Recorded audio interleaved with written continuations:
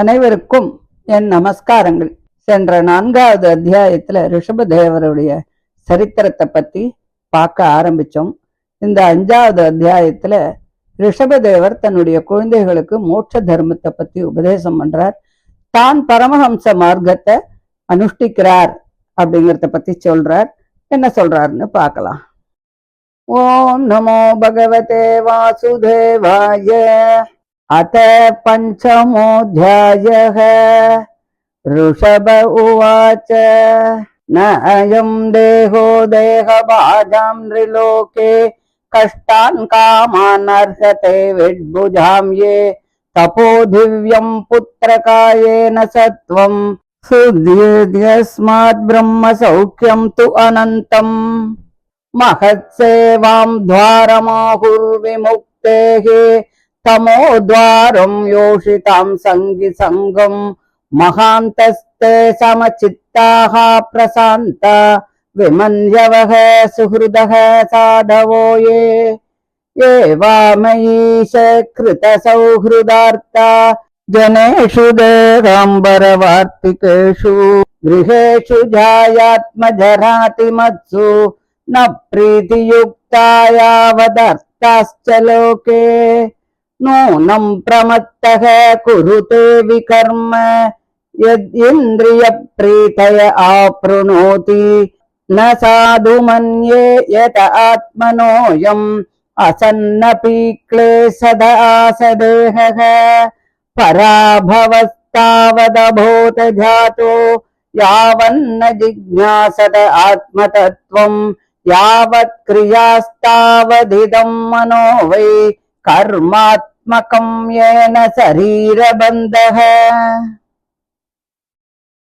एवं मनः कर्मवशं प्रयुङ्क्ते अविद्यया आत्मनि उपधीयमाने प्रीतिर्न यावन्मयि वासुदेवे न मुच्यते देहयोगेन तावत् यदा न पश्यति अयथा गुणेहाम् स्वार्थे प्रमत्तः सहसा विपश्चित् गतस्मृतिर्विन्दति तत्र तापान् आसाद्य मैथुन्यमगारमन्यः पुंसस्त्रियामिथुनी भावमेतं तयोर्मितो हृदय ग्रन्थिमाहुः अतो गृहक्षेत्रसुताप्तवित्तैः जनस्य मोहोऽयमहं ममेति यदा मनो हृदय ग्रन्थिरस्य कर्मानुबद्धो दृढ आश्लतेत तदा जनः सम्परिवर्तते अस्मात् मुक्तः परं याति अतिहाय हेतुम् हंसे गुरौ मयि भक्त्यानुवृत्त्या वितृष्णया ध्वन्ततितिक्षया च सर्वत्र जन्तोर्व्यसनावगत्या जिज्ञासया तपसेहानिवृत्त्या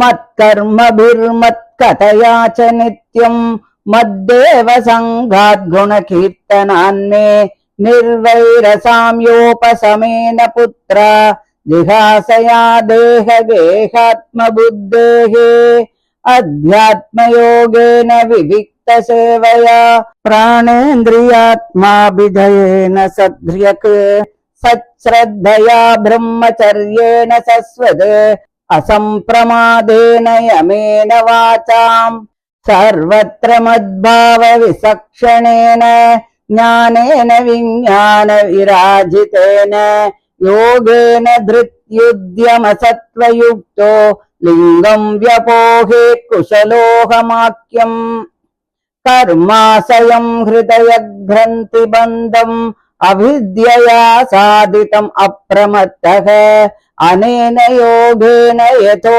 उपदेशम् सम्यक् व्यपोह्यो परमेत योगात् पुत्रांश्च शिक्ष्यांश्च नृपो गुरुर्वा मल्लोककामो मदनुग्रहार्थः इत्थं विमन्युरनुशिष्यात् अतज्ञान् न योजयेत् कर्मसु कर्म मूढान् कं योजयन्मनुजोत्तं लभेत निपातयन्नष्टदृशं हि गर्ते। लोकस्वयं श्रेयसि नष्टदृष्टिः योऽर्तां समीहेत निकामकामः अन्योन्यवैरत्सुकलेशहेतोः अनन्तदुःखं च न वेदमूढः कस्तं स्वयं तद् अभिज्ञो विपश्चित् अविद्यायाम् अन्तरे वर्तमानम् दृष्ट्वा पुनस्तं सगृणक्खु बुद्धिम् प्रयोजयेद् उत्पतगं यतान्दम् गुरुर्न स स्यात् स्वजनो न स स्यात् पिता न स स्यात् जननी न सा स्यात् दैवं न तस्यान्न पतिश्च स स्यात् न मोचयेत् यः समुपेत मृत्युम् इदं शरीरं मम दुर्विभाव्यम् सत्वं हि मे हृदयं यत्र धर्मः पृष्टो कृतो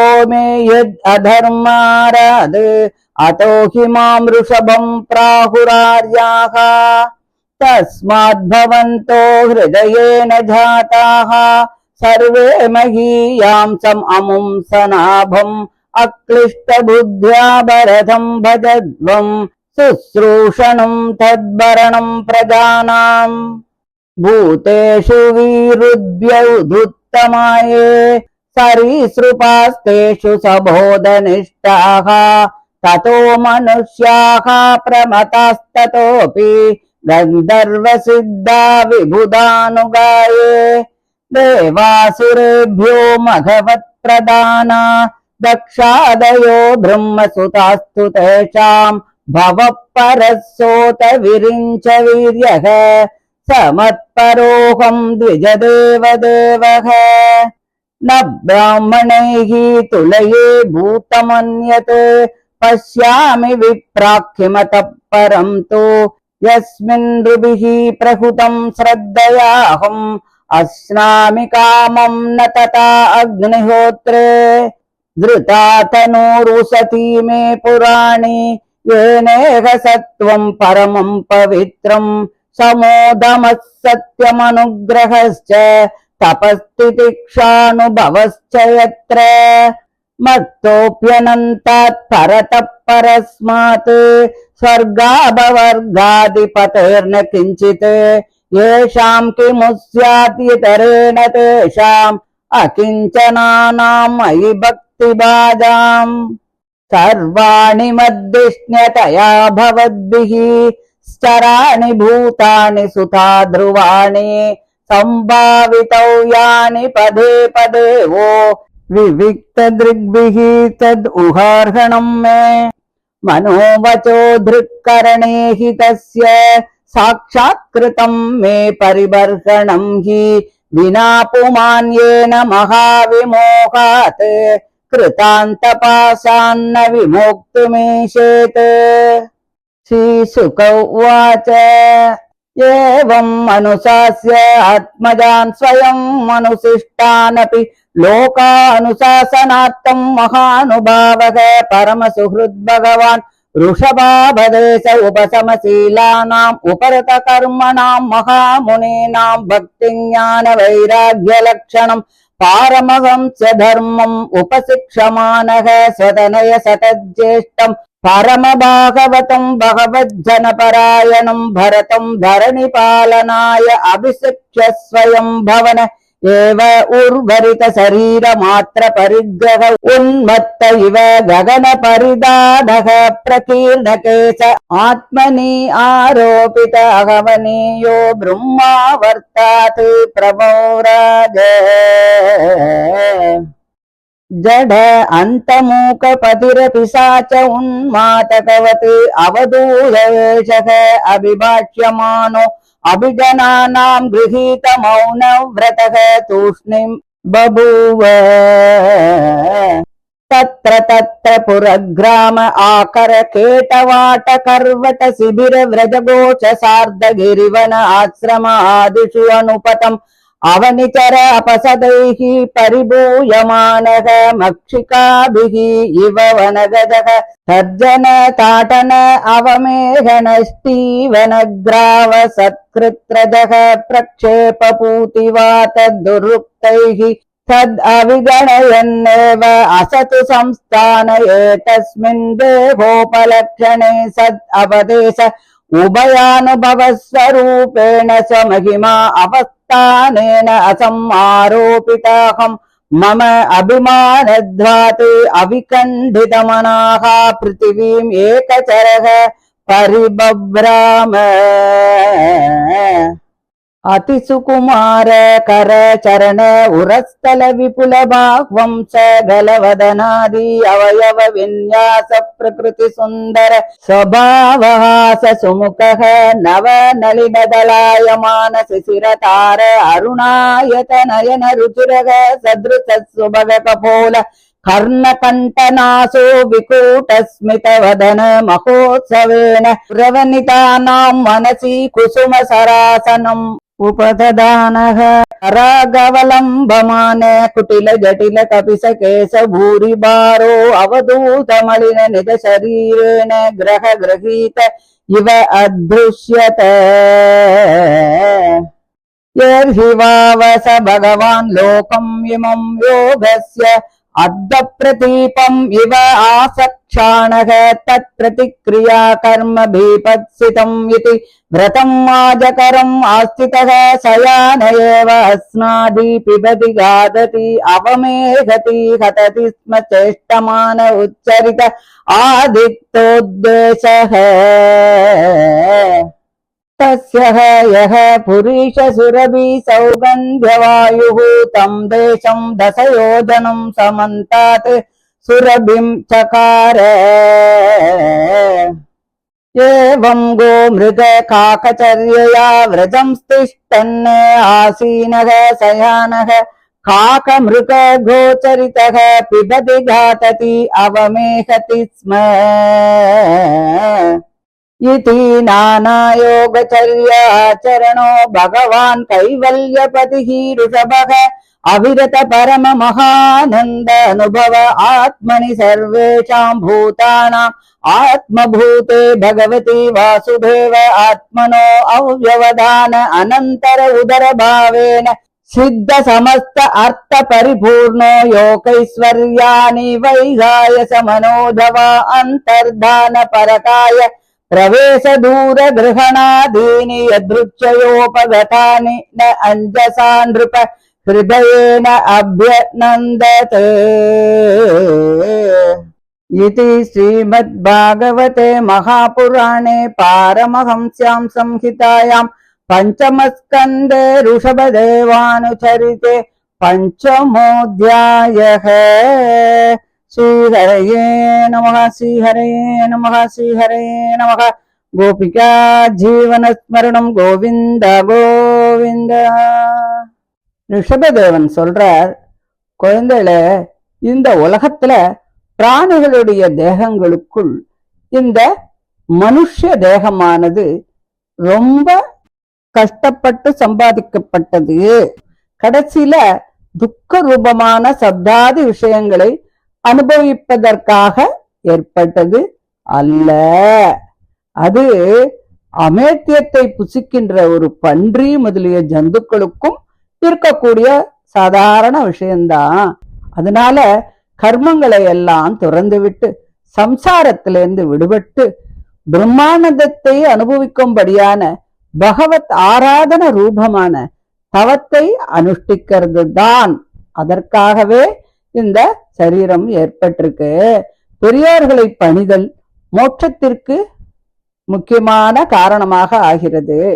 பெண்களிடத்தில் மனப்பற்று உடையவரோடு சகவாசம் நேரிட்டாலும் கூட அது சம்சாரத்துக்கு காரணமாகிவிடும் என்று பெரியோர்கள் சொல்கிறார்கள்.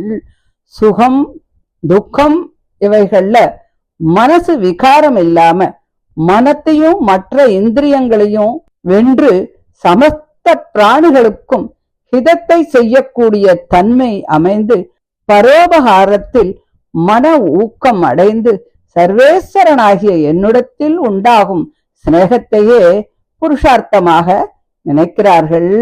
அவர்களே பெரியோர்கள். தேக யாத்திரையே பொழுதுபோக்காக இருக்கும் பிராகிருத ஜனங்களிடத்தில் மனைவி மக்கள் நண்பர் முதலிய பலவிதமான பற்றுதலுக்கு இடமான கிரகஸ்தாசிரமத்திலும் எந்த பிரீதியும் இல்லாமல் லோகத்துல தேக யாத்திரைக்கு எவ்வளவு தேவையோ அதை மட்டுமே அபேட்சித்து கொண்டு வேறு எதையுமே விரும்பாமல் இருப்பவர்களே மிக மிக பெரியோர்கள் ஆவார். ஜீவன் தேகத்தையே ஆத்மாவாக பிரமித்துக் கொண்டு புலன்களின் சந்தோஷத்திற்காக அதிலே முயன்று கொண்டு பல வகையான காரியங்களை செய்து வருகிறான். பூர்வ ஜென்மத்துல புலன்களின் திருப்திக்காக செய்த கர்மத்தினால் அல்லவோ இப்போது பல கஷ்டங்களுக்கு இடமான நிலையற்ற இந்த தேகத்தை பெற்றிருக்கிறான். மறுபடியும் அப்படியே செய்தால் ஜென்மாந்தரத்தை பெற்று மறுபடியும் வருந்தத்தானே வேண்டும். அப்படி புலன்களின் பிரீத்திக்காக பல கர்மங்களை செய்வது நல்லதாக எனக்கு தெரியவில்லை. ஆத்மஸ்வரூபத்தை அறிய வேண்டும் என்ற விருப்பம் உண்டாகாத வரையிலும் அஞ்ஞானத்தினால் ஆத்மஸ்வரூபம் மறைந்து தேகத்தையே ஆத்மாவாக பிரமித்துக் கொண்டிருக்கும் புத்தி தொடர்ந்து கொண்டேதான் இருக்கும். இந்திரியங்களின் திருப்திக்காக கர்மங்களை செய்யும் வரையில் மனம் மேலும் மேலும் சரீர சம்பந்தம் விளையக்கூடிய கர்மங்களில் ஈடுபட்டு கொண்டுதான் இருக்கும். இப்படி கர்ம சம்பந்தத்திற்கு இடமான அந்த அஞ்ஞானத்தால் தான் மனசு ஜீவனை கர்மங்களில் தூண்டி விடுகிறது. அதனால் தேகபந்தமும் ஏற்பட்டு விடுகிறது. ஆகையால் வாசுதேவனாகிய என்னிடத்தில் பிரீத்தி ரூபமான பக்தி உண்டாகாத வரையிலும் தேகபந்தத்திலிருந்து அவன் விடுபடவே மாட்டான். பகவான் கிட்ட பக்தி ஏற்படலைன்னா இந்த தேக பந்தத்திலிருந்து நமக்கு விடுதலை கிடைக்கவே கிடைக்காது அப்படின்னு சொல்றார். சப்தாதி விஷயங்களில் இந்திரியங்களுக்கு உள்ள விருப்பம் ஆத்மாவுக்கு கிடையாது. அது தேக சம்பந்தத்தை பற்றியது என்பதை விவேகத்துடன் ஆராய்ந்து அறியாத வரையில் ஜீவன் ஆத்ம பரமாத்மாக்களின் சொரூபத்தை மறந்து அறிவு அழிந்து ஸ்திரீ புருஷர்களின் உறவே முக்கியமானது என்று நினைத்து இல்லற வாழ்க்கையிலே இறங்கி அதிலே மூழ்கி பல வகையான கஷ்டங்களை எல்லாம் அனுபவித்து வருகிறான். ஸ்திரீ புருஷர்களுக்கு உள்ள அந்யோன்யம் அவ்விருவருக்கும் மனத்தில் ஒரு முடிச்சு போல அவிழ்க்க முடியாத கர்ம வாசனைக்கு இடமாகிறது என்று சொல்கிறார்கள். இதிலிருந்து ஜீவனுக்கு தேகத்தில் நான் என்ற புத்தியும் வீடு, நிலம், புதல்வன், நண்பன், பணம் இவற்றில் என்னுடையது என்ற புத்தியும் உண்டாகி பெரிய மயக்கமே உண்டாகிறது. இந்த கெட்டியான ஹிருதய கிரந்தி என்னும் ஹிருதய முடிச்சான வாசனை தீரும் பொழுதுதான் ஜீவன் இந்த சம்சாரத்திலிருந்து விடுபட்டு புண்ணிய பாபங்களை துறந்து பரமபுருஷனை அடைய முடியும்.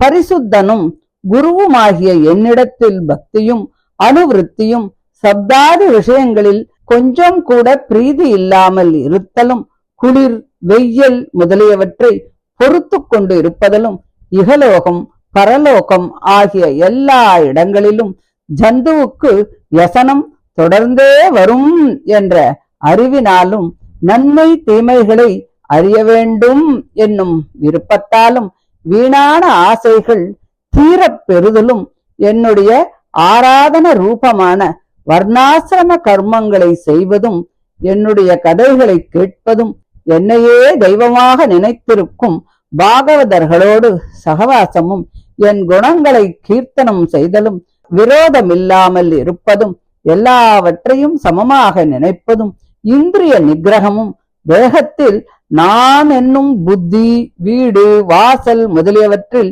என்னுடையது என்னும் புத்தி இவற்றை விட்டு விடுதலும் பிரகிருதியை காட்டிலும் வித்தியாசமான ஆத்மாவின் சொரூபத்தை அனுபவித்தலும் பரிசுத்தமான ஆகாரத்தை எப்பொழுதும் உட்கொள்ளுதலும் பிராணன், இந்திரியம், மனம் இவற்றை வெல்லுதலும் ஸ்திரீ சம்போகம் இல்லாமல் இருத்தலும் பிரம்மச்சரியமும் எப்பொழுதும் செய்ய வேண்டிய செயல்களில் மன ஊக்கம் தவறாமல் இருத்தலும் வாக்கை அடக்கிக் கொள்ளுதலும் எல்லாம் பிரம்மஸ்வரூபமே என்ற நினைவும் சாஸ்திர ஞானத்தினால் உண்டாகும் தியான ரூபமான ஞானமும் சமாதி யோகமும் ஆகிய இவற்றையெல்லாம் தைரியம், முயற்சி, பகுத்தறிவு ஆகிய இவைகளோடு கூடிய ஒரு கெட்டிக்காரன் ஹிருதய கிரந்தி என்ற வாசனையை அழித்து அகம் புத்திக்கு விஷயமான தேகத்தை துறந்து விடுவான்.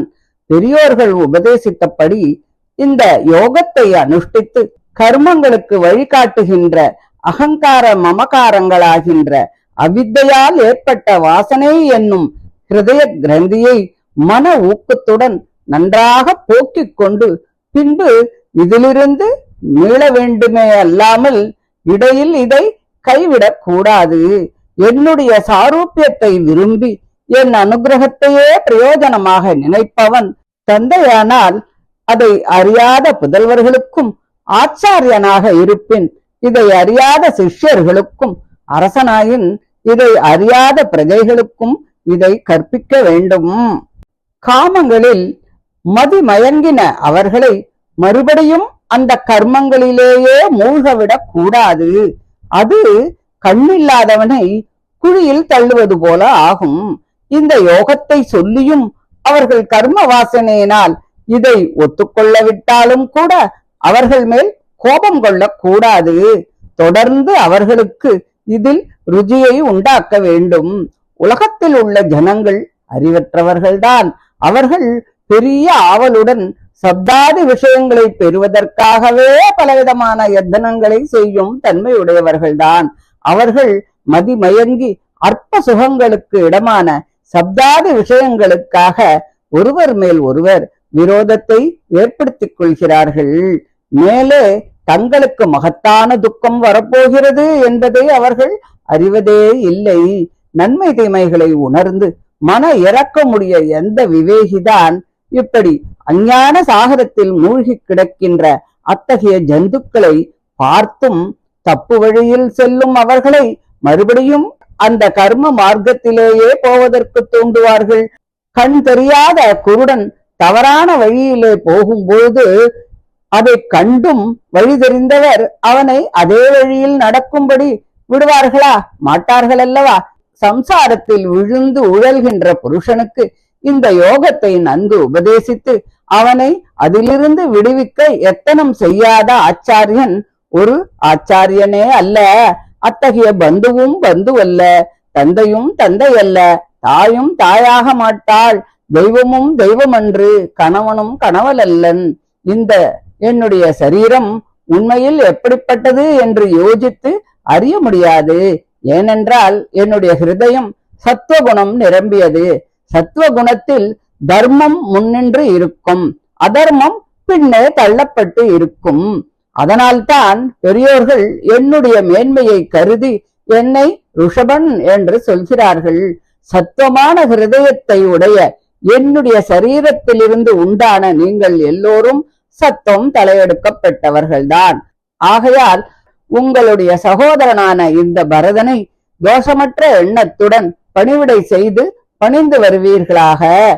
அதுவே ஜனங்களை பாதுகாத்தல் ஆகும். உலகத்தில் உள்ள சேதனா சேதன பூதங்களுக்குள் ஸ்தாவரங்களை காட்டிலும் பாம்பு போன்ற ஊர்வனவைகளும் அவற்றில் அதை காட்டிலும் அறிவுடைய பசுபட்சி ஆகியவைகளும் சிறப்புடையவை. அவற்றை காட்டிலும் மனுஷர்களும் அதை காட்டிலும் பிரதம கணங்களும் தேவ பிறவிகளும் அவர்களை காட்டிலும் கந்தர்வர்களும் அவர்களை காட்டிலும் சித்தர்களும் அவர்களை காட்டிலும் கிண்ணராதிகளும் அவர்களை விட அசுரர்களும் அவர்களை விட இந்திரன் முதலிய தேவர்களும் அவர்களையும் விட தக்ஷர் முதலிய பிரம்மபுத்திரர்களும் சிறப்புடையவர்கள். அவர்களை காட்டிலும் ருத்ரன் மேலானவன், அவனை காட்டிலும் பிரம்மதேவன் மேலானவன், அவனை காட்டிலும் நான் மேற்பட்டவன். நான் பிராமணர்களையே தெய்வமாக உடையவன். ஆகையினால் பிராமணர்கள் எல்லோரும் மேன்மையுடையவர்கள். ஓ பிராமணர்களே, நான் எந்த பிராணியையும் பிராமணர்களுக்கு ஈடாக நினைக்கவே மாட்டேன். அந்த பிராமணனாகிற அக்னியிலே ஹோமம் செய்த அன்னாதிகளை நான் பிரீத்தியுடன் உண்கிறேன். வைதீகமான யாகாதி கர்மங்களில் அக்னியில் ஹோமம் செய்த அன்னாதிகளை நான் அப்படி புசிப்பது இல்லை. பழமையான வேதமான என்னுடைய சரீரத்தை இந்த உலகிலே பிராமணர்கள் தரித்து கொண்டிருக்கிறார்கள். மிகவும் பரிசுத்தமான சத்துவ குணம் அவர்களிடத்தில் நிலைத்திருக்கிறது.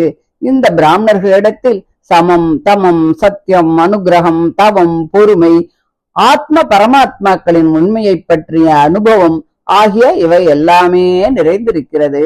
உலகத்தில் மேன்மையுடையவர்களான பிரம்மாதி தேவதைகளை காட்டிலும் மேலாகி சொர்க்க மோட்சங்களை கொடுக்கும் பிரபுவாகிய என்னிடத்திலும் அவர்களுக்கு வேண்டி பெற வேண்டியது எதுவுமே இல்லை.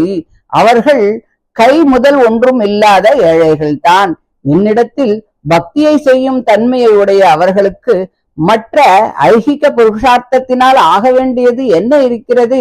இப்படி என்னிடத்தில் பக்தியை தவிர வேறு ஒன்றையுமே விரும்பாத மகானுபாவர்களான பாபனர்களை அன்புடன் பணிந்து வருவீர்களாக. புதல்வர்களே, பிரகிருதி, புருஷன், ஈஸ்வரன் என்கின்ற இந்த மூன்று தத்துவங்களும் ஒன்றுக்கொன்று வேறுபட்டது என்ற புத்தியை உடைய நீங்கள் ஜங்கம தாவர ரூபமான சமஸ்த பூதங்களும் என்னுடைய சரீரங்களே என்று நினைத்து அவற்றை அடிக்கடி வெகுமதிக்க வேண்டும். அதுவே என்னுடைய ஆராதனம் ஆகும். மனம், வாக்கு, கண், மற்ற இந்திரியங்கள் ஆகிய இவற்றின் வியாபாரத்திற்கு பிரத்யட்சமான பலன் என்னை ஆராதிப்பது மட்டும்தான்.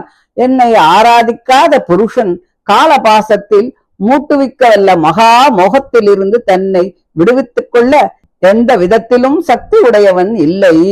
சுகர் சொல்றார், மகானுபாவனும் சமஸ்த பூதங்களுக்கும் நண்பனுமாகிய ருஷபன் என்னும் பேரை உடைய அந்த பகவான் தன் புதல்வர்களுக்கு நன்மை தீமைகள் நன்றாக தெரியும் தான் என்றாலும் கூட அதை அறியாத உலகத்திற்கு சொல்வதற்காக தன் பிள்ளைகளுக்கு அதை விரிவாக உபதேசித்து பிரவிற்த்தி கர்மத்திலிருந்து நீங்கி இந்திரியங்களை அடைக்க ஆளும் தன்மையுடைய பகவானுடைய திவ்ய மங்கள விக்கிரகத்தை தியானிக்கும் தன்மையுடைய பெரியோர்களுக்கு பரமஹம்சர்கள் ஆசிரியக்கும் தர்மமாகிய பக்தி, ஞான வைராக்கியங்களை சொல்ல விரும்பி தன் புதல்வர்களில் மூத்தவனும் பாகவதர்களையே முக்கியமாக பணியும் தன்மையுடைய பாகவத சிரேஷ்டனாகிய பரதன் என்னும் புதல்வனை பூமண்டலத்தை ஆளும்படியாக அபிஷேகம் செய்து ஆடை, ஆபரணம் முதலிய சரீர பரிகிரகங்களை எல்லாம் வீட்டிலேயே விட்டுவிட்டு ஆகாசத்தையே அடையாக கொண்டு திகம்பரராக ஜடாமுடியோடு ஒரு பைத்தியக்காரன் போல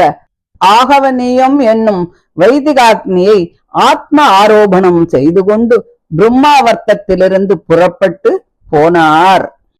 மற்றவர்கள் என்ன சொன்னாலும் கூட உணர்ச்சியற்றவன் போல மூடன், குருடன், செவிடன், ஊமை, பிசாசு, பித்தம் பிடைத்தவன் இவர்களை போன்று எல்லோரும் அவமதிக்கும்படியான ஒரு வேஷத்தோடு மௌன விரதத்தை ஏற்றுக்கொண்டு பேசாமல் இருந்தார்.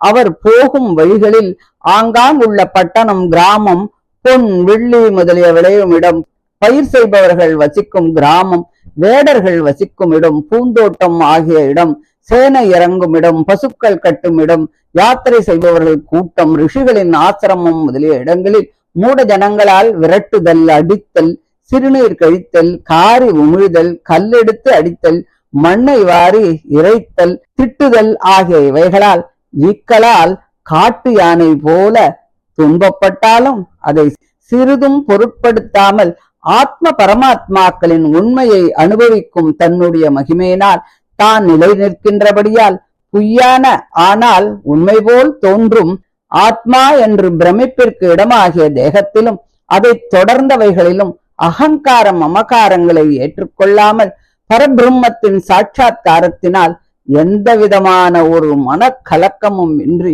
ஒருவாறான மதி உடையவனாக ஆகி தன்னந்தனியனாக பூமி முழுவதையுமே சுற்றினார். அவருடைய கை, கால், மார்பு, புஜம், தோள், கழுத்து, முகம் ஆகிய அங்கங்கள் எல்லாம் மிகவும் மென்மையாக அழகாக இருக்கும். அவர் இயற்கையிலேயே அழகானவர், புன்னகையினால் அழகான முகமுடையவர். அப்போதுதான் மலர்ந்த செந்தாமரை மலர் போன்று குளிர்ந்து அழகிய கரு விழிகளோடு சிவந்து நீண்ட கண்களால் அழகாக இருப்பார். அழகான கன்னங்கள், காது, கழுத்து, மூக்கு இவைகளை உடையவர். புன்னகையோடு கூடிய அழகினால் பட்டணத்து பெண்களின் மனதில் மன்மதனை எழுப்பும் திறமையுடையவர். இப்படி இருந்தாலும் கூட செம்பட்டை நிற முடிகளோடு அழுக்கடைந்த சரீரத்தோடு பேய், பிசாசு முதலியவற்றால் பீடிக்கப்பட்டவர் போல ஜனங்களுக்கு தோன்றினார். அவர் உலகத்தில் உள்ள ஜனங்கள் எல்லோரும் யோகத்திற்கு நேரே விரோதமாக நடப்பதைக் கண்டு அதற்கு எதிர்மறையாக செய்வது நிந்தைக்கு இடமென்று நினைத்து மலைப்பாம்பு போல் ஒரே இடத்தில் இருந்து பிராரப்த கர்மத்தை அனுபவிக்கின்ற அஜகர விரதத்தை போல, அதாவது அஜகரம் விரதம் என்பது ஒரு மலைப்பாம்பு விரதம், அதை அனுஷ்டிக்க முயன்று ஓரிடத்தில் படுத்து அன்னம் முதலியவற்றை புசிப்பதும் அவல் முதலியவற்றை மெல்லுவதும் ஜலம் முதலியவற்றை பருகுவதும் அதே இடத்தில் படுத்திருந்து மலமூத்திரங்களை விடுவதுமாகி அந்த மலத்தை புரண்டு உடம்பெல்லாம் அதை பூசிக்கொண்டு இருந்தார். அவருடைய மலம் நல்ல மனம் வீசிக்கொண்டு இருந்தது. அந்த மலத்தின் மேல் பட்டு வீசும் காற்றானது நாற்புறத்திலும் 10 யோஜனை தூரம் வரையிலும், அதாவது சுமார் ஒரு 80 மைல் வரையிலும் நல்ல மனத்தை வீசியது. இப்படி பசு, மிருகம், காக்கை இவற்றை போல் நடப்பதும் நிற்பதும் இருப்பதும் படுப்பதுமாகவே இருந்தார். மற்ற காக்கை, மிருகம், பசு இவைகளைப் போல் புசிப்பதும் குடிப்பதும் மலமூத்திரங்களை விடுவதுமாக இருந்தார்.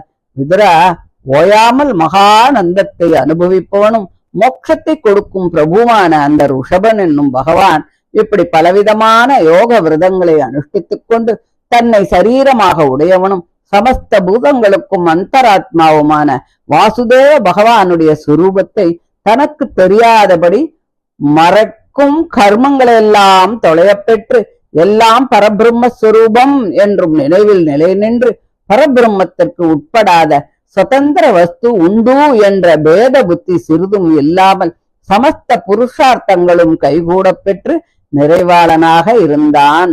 தன்னுடைய யோக மகிமையால் ஆகாசத்தில் சஞ்சரித்தல், மனோவேகமாக செல்லுதல், மறைந்து கொள்ளுதல், வேறு உடலில் புகுதல், தொலைவில் உள்ள பொருளை அறிதல் முதலிய யோக ஐஸ்வர்யங்கள் தானாக உண்டாகி இருந்தாலும் கூட இவைகளை சம்சார வர்த்தகங்கள் என்றும் மோட்ச விரோதிகள் என்றும் அவற்றை அவர் மனதினாலும் கூட பெரிதாக நினைக்கவே இல்லை என்று சொல்லி இந்த 5வது அத்தியாயத்தை முடிக்கிறார். இதை தொடர்ந்து அந்த ரிஷபதேவர் சரீரத்தை திறந்ததை பற்றி அடுத்த 6வது அத்தியாயத்துல சொல்றார். அதை அடுத்த ஆடியோல பார்க்கலாம். தேங்க்யூ.